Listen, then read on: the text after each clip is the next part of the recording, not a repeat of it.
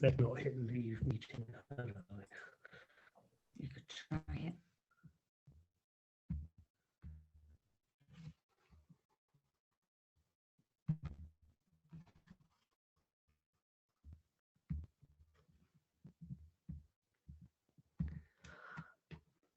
Okay, are we there? Everyone see that? Yep. Yep, I can see that. Okay, right. This is going to show virtually nothing but Spanish stamps until we get towards the end, where there's a couple of other bits we have to bring in. But Spain is very good at covering its history in its stamps. So they issue many every year, and they cover a vast range. So let's take you through the history. There's not going to be any maps. Thought about maps, but once you start bringing in maps showing how things changed over time, it starts looking like a history lesson. So anyway, here we go. We're off in the prehistoric with some cave paintings.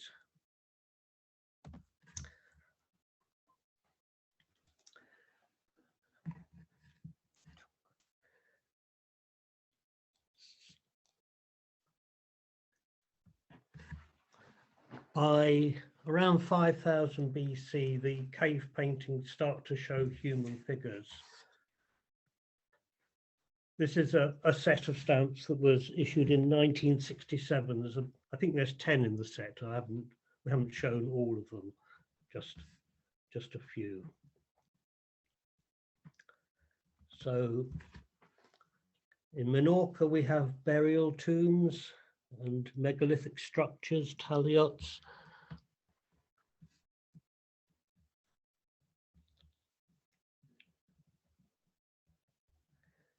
I'm not going to even try and say some of the words of some of the places.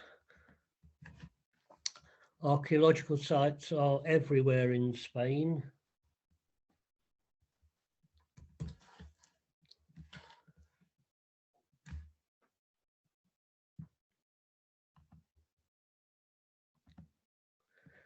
That was one of the little quirks I was talking about. Those two lines should have come up in one go. But, right, Phoenicians settled in southern Spain around 800 BC. 750, the Greeks set up colonies in north of Barcelona. And the Carthaginians came in until the Romans defeated them. And over time, all these cultures sort of mingled and mixed together and generally got on quite well until the Romans came.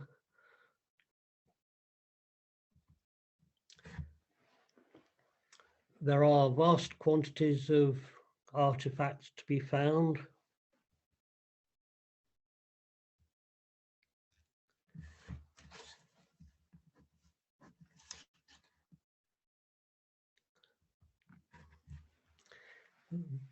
The Beast of Balazote, quite a large object.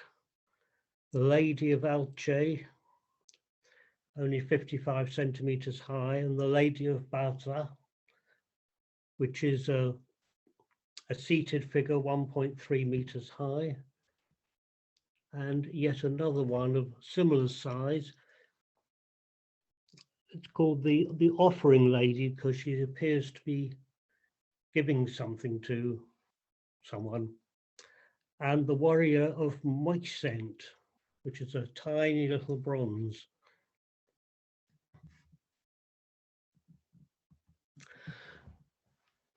Anyway, the Romans arrived around 200 BC and they were there for around 600 years.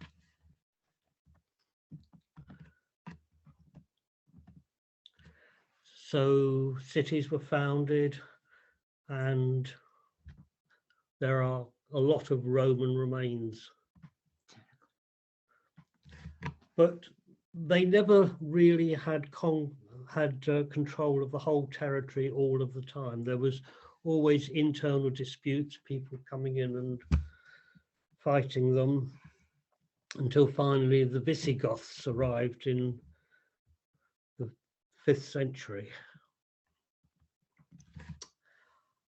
Roman soldiers served throughout the empire.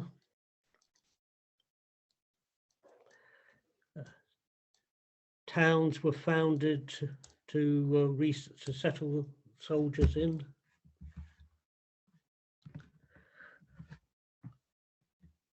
Fortifications, the massive walls at Lugo, which is the only city with intact walls.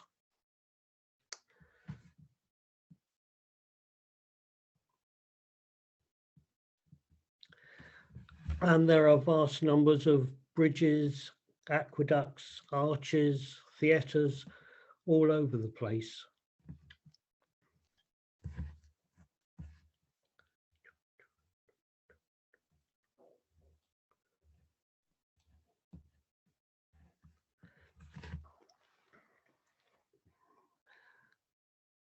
Imagine what it would be like in England if we still had a Roman bridge like that in existence.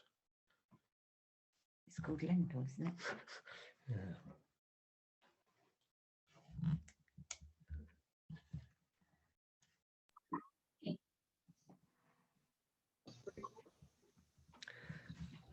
And all the villas had mosaics depicting battle scenes, even more classical things from antiquity.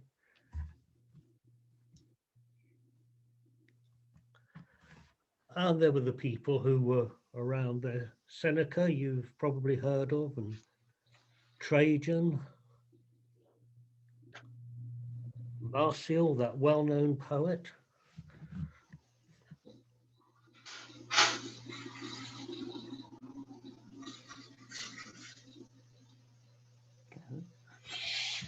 And for the collectors among you, there's some Roman coins. I'm sorry, we can't show any Roman stamps, but there's a Roman post chariot.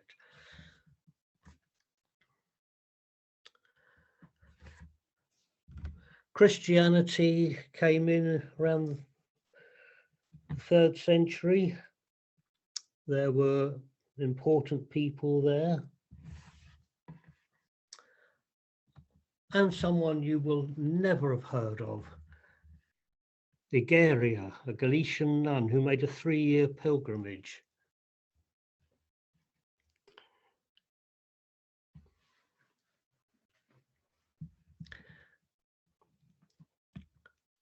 I can't imagine the UK issuing a stamp to celebrate some monk 1500 years ago.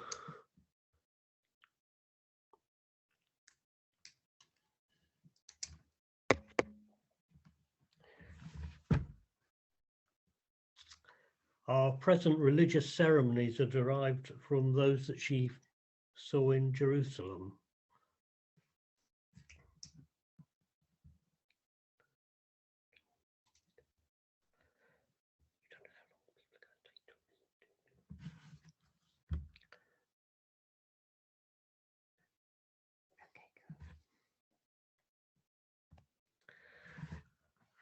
After the Romans came the Visigoths.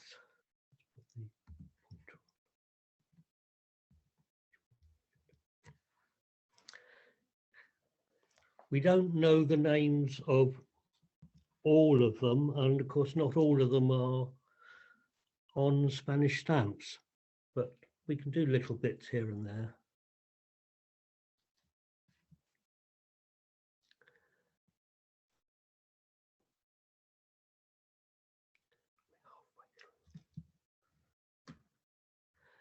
And after the Visigoths came the Moors.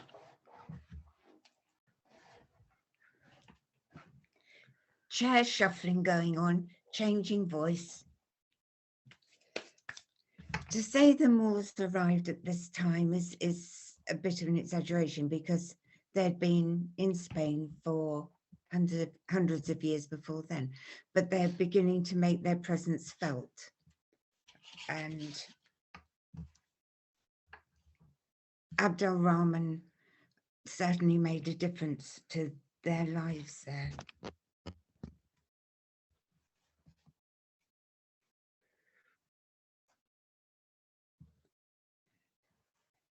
And with him, there was Ibn Hazm, a polymath and theologian.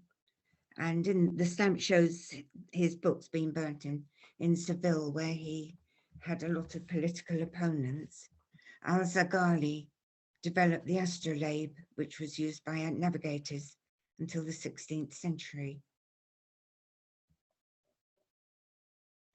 From their arrival in Spain until they left, there were continual, not really battles, but squabbles that got a bit bloody, I suppose. And they were carried out in many of the provinces. But on the whole, the Jews, the Arabs, and the Spanish maintained a reasonable alliance. And then Charlemagne came and tried to change things, but was soon driven out again. And now we come to the first of the names, Wilfred the Hairy. He was the Count of Barcelona, and he died fighting the Moors and is buried at Ripoll Monastery. There are quite a few from that era, fighters of that time, buried at that monastery. King Charles the Bald was grandson of Charlemagne, probably not bald, but landless. His older brothers having left him with nothing. Older brothers are like that. And Wilfred the Hairy and his brother Miro the Old, counts of Urgell, Sardinia, and Conflent. The founder of the dynasty that would rule Castile was Ferdinand Gonzalez de Castile. He fought against Abd al Rahman I and claimed the region back. Other notables at that time were Louis the Stammerer, eldest son of Charles the Bald, 846 to 879. Charles the Fat, lethargic and inept, 839 to 888. Charles the Simple, posthumous son of Louis the Stammerer, 879 to 929. They're not shy of letting you know what they thought of their royalty. And that carries on to this day. They all have nicknames. Me come to El Cid, one of the most famous of the Christians against the Moors, but in fact, he fought for the Moors against the Christians as well. He won a battle in 1094 and became Lord of Valencia. The Song of the Cid is preserved in the Spanish National Library, the manuscript. He's buried in he was buried in the monastery in San Pedro de Cardeña in Castile and was later moved to Burgos Cathedral.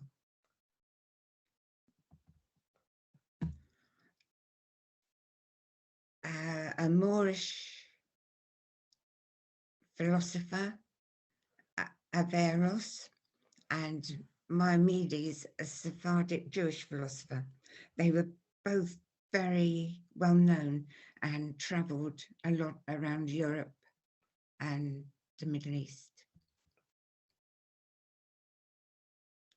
Rodrigo Jimenez de Rada, he was the Archbishop of Toledo and was a strong influence on Alfonso VIII and Ferdinand III. And James I was one of the most renowned kings. He reclaimed Majorca from the Moors in 1229, and then he reclaimed Valencia. He rode with Alfonso X to suppress a rebellion by the Moors in the kingdom of Murcia. He was also a ladies' man, so it is said by historians of the time, so he was quite busy.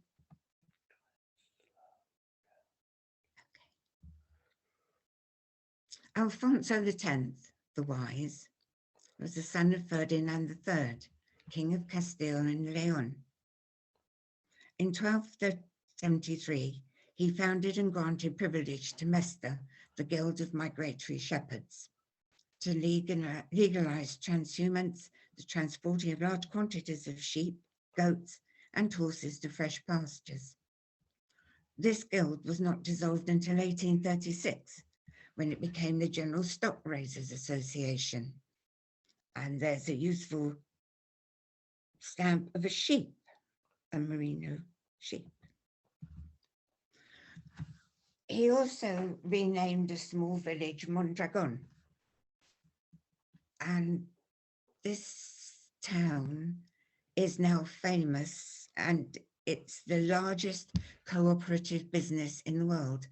Everyone that lives in the village works for the cooperative, and they produce goods, sell goods, and they, as you can see from the slide, they do rather well out of it. The postal service started to move apace. The Arabs postmen came in on horseback. The Caliphate post was used doves or pigeons, and the monks there was one monk who was the Rotula, and they traveled from monastery to monastery, and they started with one letter from their original monastery, and as they went to another monastery, they told them the news that was in the letter. The monastery they were visiting added a letter to that, and gradually it grew and grew, and it took him a year to get round his route.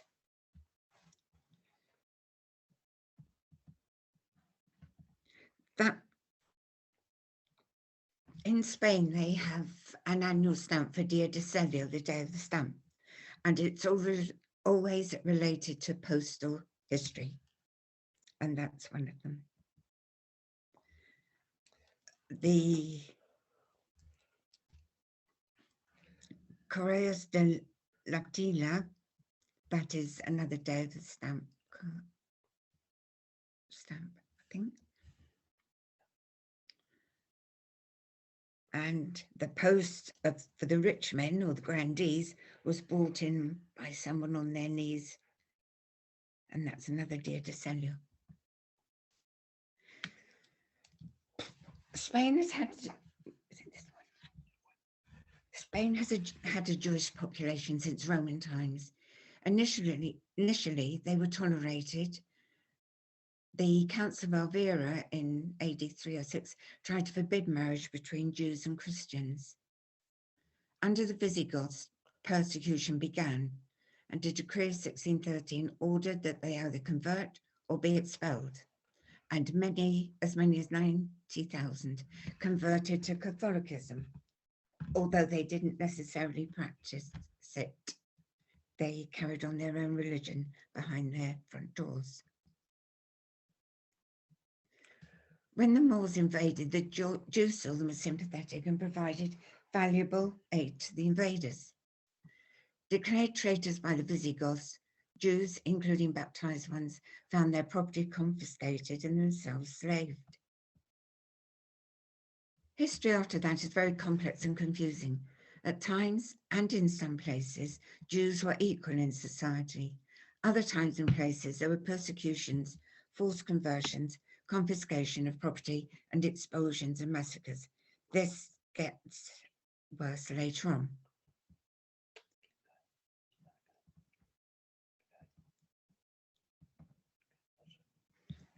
The final act in 1492 was the Alhambra Decree, which ordered the expulsion of all practicing Jews from Castile, Aragon, and its territories. And you'll see a bit more about this later on. This is a stamp issued by Spain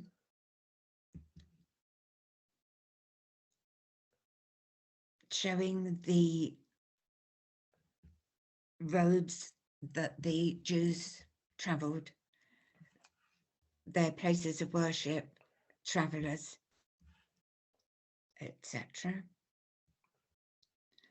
And this is a synagogue that was built for a Moorish emir who passed it on to the Jews.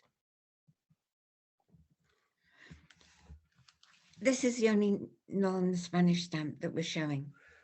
The sheet was issued by Israel in 1992, the 500th anniversary of the expulsion, and the stamps from left to right show the ancient maps drawn by Adam Cresques of the route the Jews travelled after their expulsion from Spain. The drawings from the Museum of the Diaspora in Tenerife depict some of the occupations of the Jews in Spain: a writer, philosopher, a doctor, an engineer. The background is the order of the expulsion, signed by Ferdinand and Isabella, the Transito Synagogue,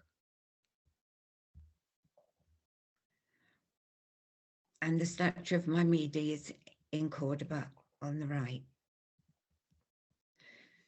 At this time, the Spanish allowed Jewish people in Israel who had family that originated in Spain to claim Spanish nationality.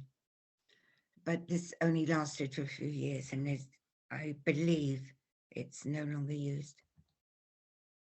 And then Ferdinand and Isabella appeared.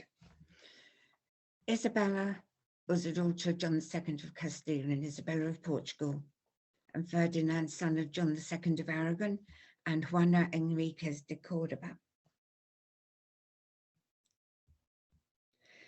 They never appear on a stamp together.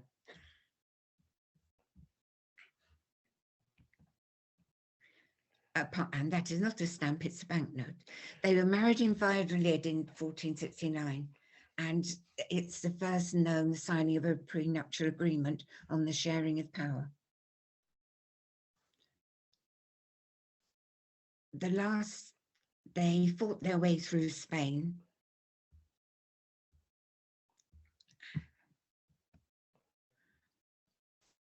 And Granada was the last place they reconquered.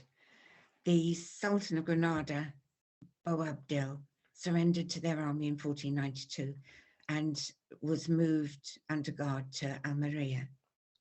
Oh, will you stop doing that? This allegedly is his sword, which is kept in a museum in Madrid.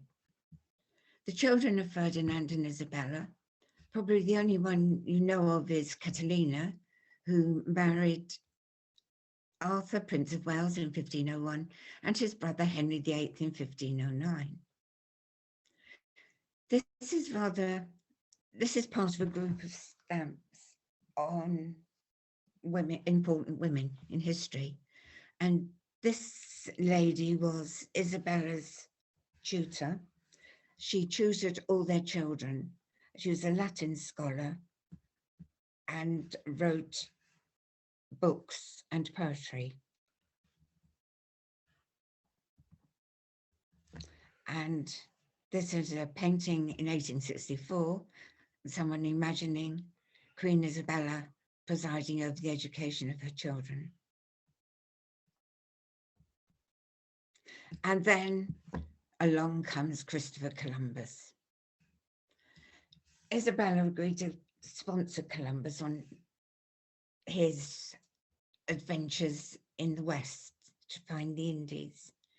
He took with him as captains the two Pinzon brothers, and their brother was a mate on the third ship. The Bishop of Cordoba, blessing them before they left on their journey. They didn't go in a little boat like that. The other boats are very faintly behind them. So a summary of 1492 is the fall of Granada, expulsion of the Jews, Columbus set sail, the beginning of the Age of Enlightenment. End of part 1. Part 2 will cover Columbus, but I haven't done it yet. Thank you for listening to us. I hope you've enjoyed the slides. Any questions, we'll try and answer them. Thank you very much. Thank you very much. That was absolutely super.